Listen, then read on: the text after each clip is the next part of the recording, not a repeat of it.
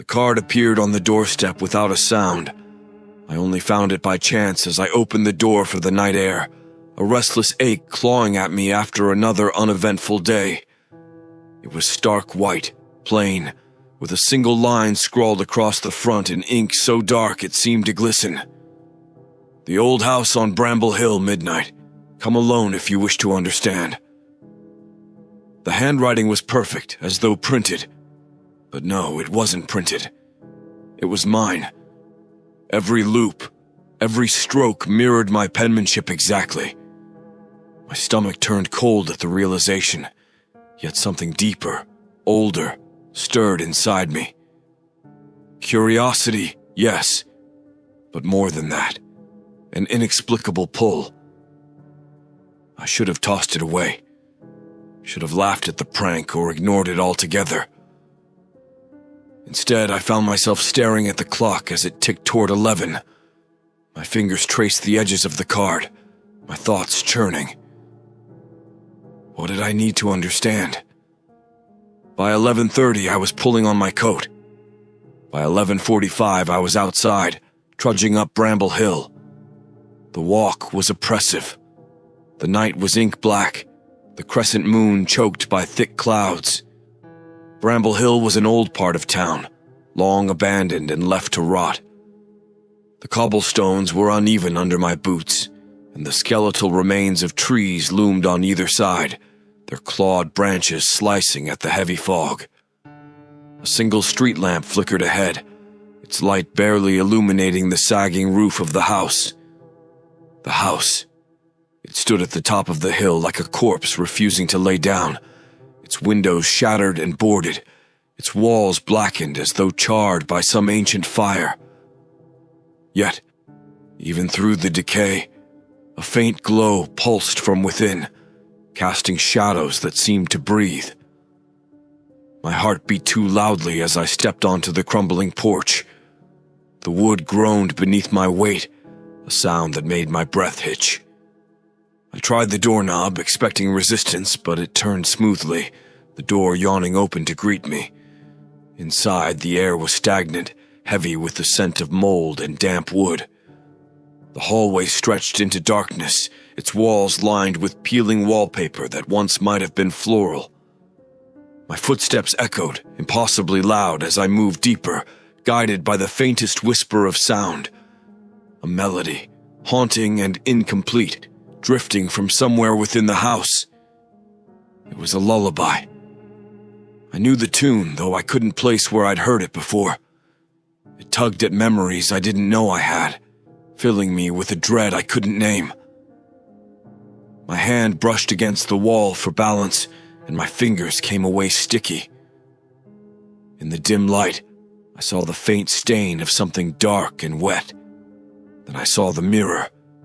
It was tall, ornate, its frame carved with twisting, almost writhing designs. It stood at the end of the hall, catching the dim light in a way that seemed wrong. My reflection stared back at me, but I wasn't moving. I froze, my pulse thundering in my ears. The reflection held my gaze, its eyes unblinking, its expression cold and detached. Alien. My chest tightened as the world around me seemed to still, the oppressive silence broken only by the faint hum of the melody. Then the reflection grinned. It was the barest movement, a subtle twist of the lips, but it was enough to make my knees weak. My own face, my own mouth, smiling in a way I never would. A slow, knowing leer that bared too many teeth. The lights flickered and went out. The hall plunged into darkness, the air thick and suffocating. I stumbled back, my arms flailing, heart hammering. When the lights returned, the mirror was empty. No reflection. A laugh, faint and hollow, rippled through the air. It wasn't loud, but it filled the space as though it had been spoken right into my ear. My throat closed up, and I turned, seeking the source, only to find the hall stretching longer than it had before, its end swallowed by shadow. I should have left. I knew it, felt it in every nerve screaming at me to run. Yet I couldn't. My legs refused to obey. Instead, they carried me deeper into the house, toward the melody that had grown louder, more distinct, as though it now echoed with purpose. The hall opened into a parlor, its walls hung with decayed portraits. Each one depicted a face half consumed by shadow, features distorted as though painted by a hand trembling with fear. A chandelier swayed overhead, though there was no breeze, its light casting jagged shapes that danced and flickered like living things. And then I saw it again, my double, peering at me from a cracked doorway. It wasn't still this time. Its head tilted unnaturally to one side, its body hunched as though weighed down by something unseen. Its eyes gleamed, unblinking, as it watched me. "Who are you?" I croaked, my voice thin and trembling. It didn't answer. It only stepped back, vanishing into the darkness. The melody stopped, and then the whispers began. The whispers were unbearable. At first, they were faint, a murmur brushing against my ears, too low to comprehend. But as I stood frozen in the parlor, they grew louder, more distinct, until they were everywhere, hissing and rasping, overlapping in a chaotic symphony. "You shouldn't have come. It's watching you." Too late. I spun, searching for the source, but the room seemed alive. Shadows stretched and writhed on the walls, their forms suggestive of figures, crooked limbs, elongated faces, mouths gaping in silent screams. My breath came shallow, each gasp feeling like I was inhaling something viscous and wrong. The door behind me slammed shut. "No!"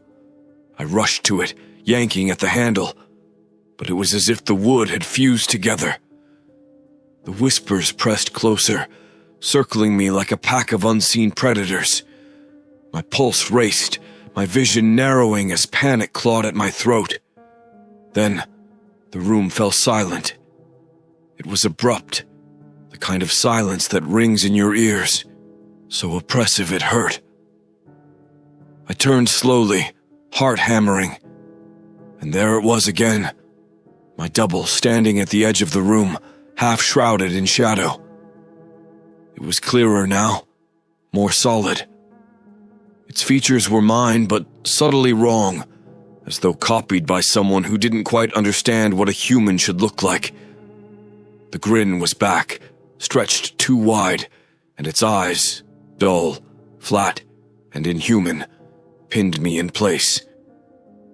"What do you want?" I managed to whisper, my voice cracking. It tilted its head as if considering the question, then took a step forward. Its movements were jerky, puppet-like, and with each step, the room seemed to twist, the walls bending inward, the portraits melting into smears of darkness. "You," it rasped, its voice a warped echo of mine. "I want you." I stumbled back, my legs colliding with an overturned chair. The thing advanced, its grin widening, its body distorting with every step.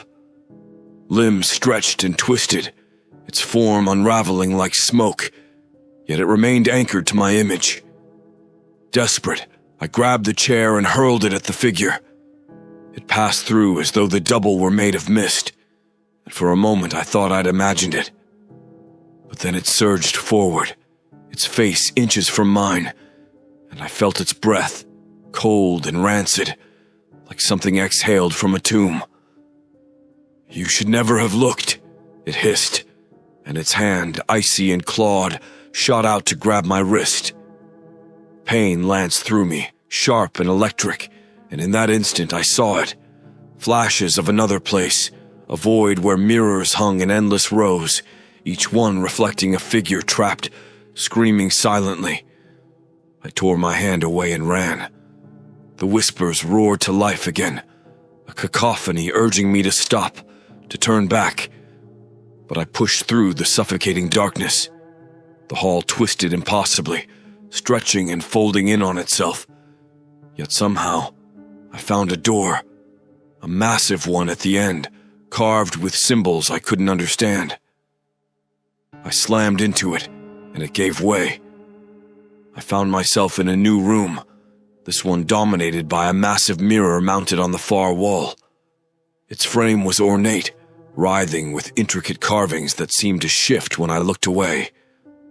The surface of the glass shimmered, and I knew it wasn't just a reflection. It was a window. Behind me, the double's laugh cut through the air, high and jagged. I didn't look back. I couldn't. The laugh grew louder, a jagged symphony that grated against my skull. But I forced myself toward the mirror. Something in my gut told me that this was the center of it all, the place where the nightmare began, and maybe where it could end. The surface rippled like water as I approached. My reflection shimmered into view, but it wasn't me. It was it, my double, staring back with a look of triumph. The room grew colder, the air freezing against my skin. "You'll never leave," it whispered, though its lips didn't move. "This place is mine. You are mine." "No," I choked out, my breath visible in the icy air. "You're nothing but a shadow." Its grin faltered just for a moment. Gripping the edge of the mirror's frame, I peered closer, and the truth hit me like a punch to the chest. The carvings weren't just decorative. They were faces. Dozens of them, contorted in pain, their mouths stretched in silent screams. They weren't just carved. They were alive. I yanked my hand away, but it was too late. The surface of the mirror rippled outward, and the double emerged, its form now a horrific amalgamation of mine and the faces in the carvings. It towered over me, its features warped and ever-shifting. "Give in," it growled, its voice layered with countless others. "You don't belong here. I do." I stumbled back, my mind racing. The journal, the one I'd found upstairs, had said something about breaking free. What was it? A ritual? A word? An act? The glass of the mirror began to hum, vibrating with a low, menacing frequency. I reached into my pocket, feeling the jagged shard of glass I'd picked up from the hallway earlier. "You think you're me," I said, forcing strength into my voice. "But you're wrong." With a cry, I drove the shard into the surface of the mirror. The reaction was immediate. The glass shattered, the room erupting into chaos as a deafening wail filled the air. The double screamed, its form disintegrating into ash and smoke, and the walls of the house trembled as though the entire structure were collapsing. I threw myself to the floor as the world around me fractured, a blinding light swallowing everything. And then, silence. I opened my eyes to find myself back in my apartment, sprawled on the floor. My bedroom mirror was shattered, shards scattered around me. For a moment, I thought it was over. But then I saw it. In the largest shard of glass, my reflection wasn't moving. It stared back at me with that same too-wide grin. And it whispered, "Next time, you won't escape." For days, I tried to convince myself it was over. The shattered mirror had been swept away, the shards tossed in a trash bag and taken to the curb.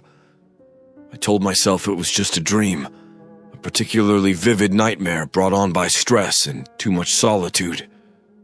But deep down, I knew the truth. I felt it in the way the air in my apartment seemed heavier, colder, in the way shadows stretched unnaturally across the walls at dusk, their movements imperceptibly slow but deliberate.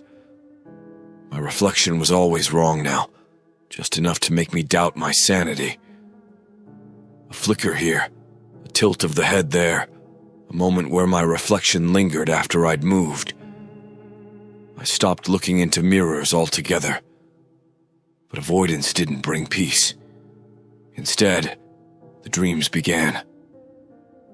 Each night I found myself back in the house on Bramble Hill, wandering its twisted halls. The faces in the carvings called to me, their mouths opening and closing in anguished pleas I couldn't understand. Somewhere in the distance, the melody played, slow and fractured, accompanied by that awful high-pitched laugh. And always I saw it, my double, watching from the shadows, waiting. Waking didn't bring relief. It brought something worse. It started small, the sound of footsteps pacing in the hallway when I was alone, the faint echo of whispers that ceased the moment I turned my head. Then, objects began to move. A mug left on the counter would appear in the sink, books would shift places on my shelf, and once I found my front door unlocked, despite being certain I had bolted it before bed. The breaking point came a week after Bramble Hill. I was sitting at my desk, working late into the night, the soft glow of my laptop the only light in the room. I felt it before I saw it, a presence, cold and oppressive, standing just behind me. My hands froze over the keyboard, my breath caught in my throat. Slowly I turned my head. It was there, crouched in the far corner of the room, its features obscured by shadow but its eyes gleaming faintly, watching me. Its grin spread wide, the same grin I had seen in the mirror. "You can't run," it whispered, its voice a sickly sing-song. "You can't hide. You're already mine." I scrambled backward, knocking over my chair, my heart pounding so loudly I could barely hear its laughter. By the time I flipped on the lights, the room was empty, but I knew it was still there. I could feel it,